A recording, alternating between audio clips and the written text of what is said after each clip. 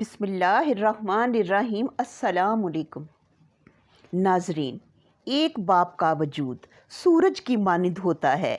سورج گرم تو ضرور ہوتا ہے، لیکن اگر سورج نہ ہو تو ہر طرف اندھیرا چھا جاتا ہے اور پھر ٹھوکریں انسان کا مقدر بن جاتی ہیں۔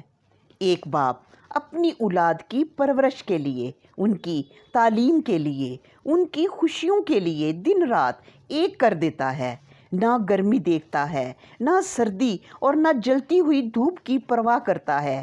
اسی لیے کسی کہنے والے نے کیا خوب کہا ہے کہ مجھ کو چھاؤں میں رکھا اور خود جلتا رہا دھوپ میں۔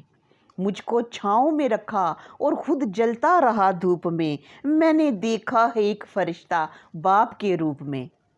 تو ناظرین، کبھی وقت نکال کر اپنے ماں باپ کے چہروں کو پڑھا کریں۔ وہ آپ کی مستقبل کو تعمیر کرتے کرتے خود کتنا ٹوٹ چکے ہوتے ہیں۔